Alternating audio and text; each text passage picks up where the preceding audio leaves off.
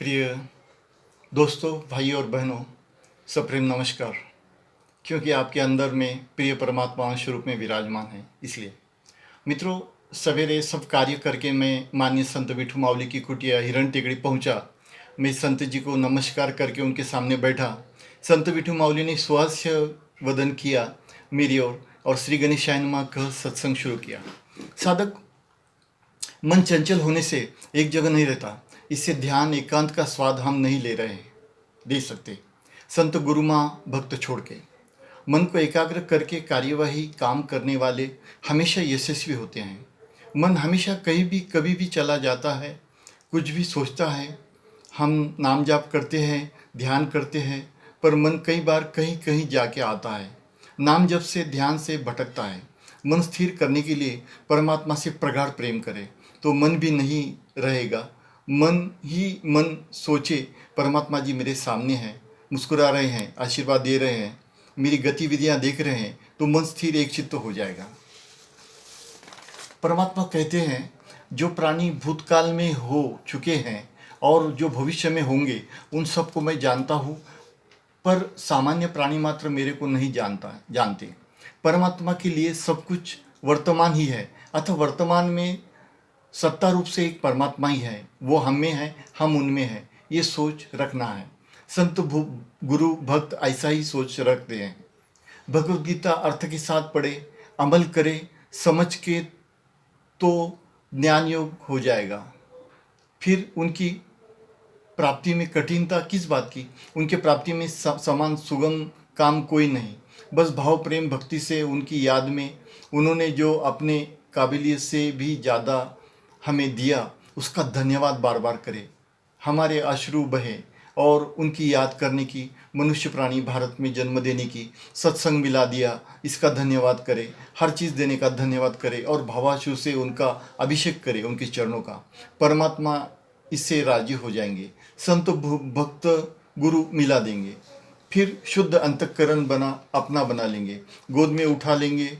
जो दिव्य है उसका धन्यवाद कहने से और अच्छा करेंगे। और संत माँ, गुरु माँ, साधक भक्त तरफ से परमात्मा सदा ही आपको प्राप्त है, ये दृढ़ विश्वास करा देंगे।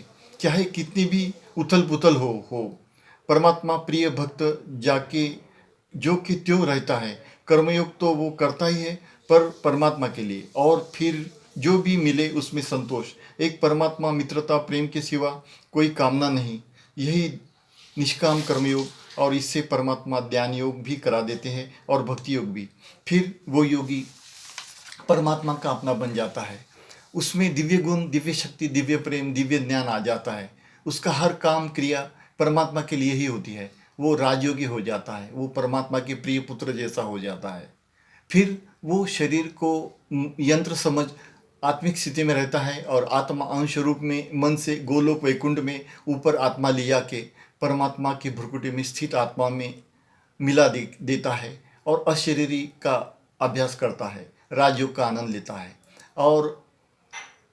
और उसके मुँह से अनायासी श्री राधा कृष्ण गोविंद श्री राधा राधा, श्री राधा कृष्ण गोविंद श्री राधा राधा, कभी राम कृष्ण हरि, जय श्री राम कृष्ण हरि, तो कभी विट्ठल विट्ठल विट्ठल विट्ठल। ऐसे सब में सब जगह उससे परमात्मा ही दृष्टिगोचर होते हैं और वो सबसे वैसा ही परमात्मा सा व्यवहार करता है और खुद भी परमात्मा अंश रूप में विराजमान है, ये अनुभव करता है और कहता है त्वमेव माता च पिता त्वमेव बंधुश्च सखा त्वमेव विद्या द्रविणम त्वमेव सर्वम मम देव देव। ये कहता है, समझता भी है।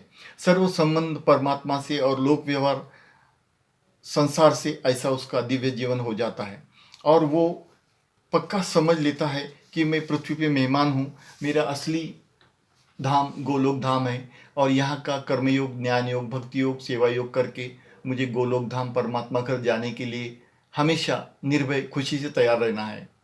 और वो पक्का जान लेता है जो कुछ दिख रहा है, जो कुछ बना हुआ है, वो मेरे परमात्मा ही है। उसका मन कहीं भी जाए वहाँ श्याम सुंदर राधा कृष्ण ही दिखते हैं।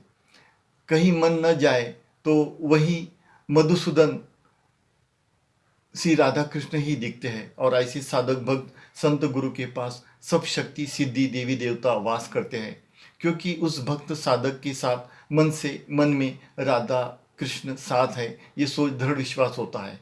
और वो जहाँ रहता है वो जगह भी सुंदर, उल्लासित, शांति, आनंदमय रहती है। पर वो परमात्मा सहवास से अमान्य हो जाता है और परमात्मा से आज्ञा मिलने पर ही वो कार्य करता है, बोलता है, नहीं तो चुप रहता है, एक साधारण आम आदमी की तरह। क्योंकि वो अपना प्रेम संबंध उजागर नहीं करना चाहता, गर्व नहीं करता, माता सा कोमल और सबको परमात्मा के बच्चे समझ कृपा दृष्टि देता है। पर परमात्मा कृपा बिना उसे कोई नहीं जान सकता, क्योंकि वो एक आम साधारण व्यक्ति सा रहता है। इतना कह संत विठू माउली ने आज का सत्संग ठहराया। आरती प्रसाद दर्शन ले मैं नमस्कार अभिवादन कर घर की ओर चल पड़ा। आज इतना ही, अब मैं ठहरता हूँ। मित्रों, इसको जो भी हिंदी नहीं जानते उसको अगर अंग्रेजी करना है तो मेरे प्यारे डॉक्टर भाई डॉक्टर चंद्रकिरण प्रसाद, आदर्श क्लिनिक, काजूपाड़ा, बोरीवली ईस्ट, मुंबई, ये अंग्रेजी में ऑडियो बनाएंगे और आप सबको इसका मार्गदर्शन करेंगे। ये बहुत ही उम्दा और जादुई ट्रीटमेंट देने वाले डॉक्टर हैं। इसका मैंने और बहुतों ने अमृत अनुभव लिया है। कृपया आप भी अस्वस्थ हो तो एक बार इनसे मिलिए। मैजिक ट्रीटमेंट ये देते हैं, इसका आपको अनुभव होगा। मित्रों, सत्संग 14 और सत्संग 15 में जो भी विनती आपको किए उससे सुने, समझे और करें। अगर आप ये करते हैं तो मैं और उल्लासित, आनंदित होकर फिर जल्द ही आपको क्लिप के साथ मिलूंगा। धन्यवाद और नमस्कार। आपका अपना दोस्त हम सफर साधक नंदकिशोर प्रभाकर प्रसाद अहिरवाल, औरंगाबाद, महाराष्ट्र, भारत।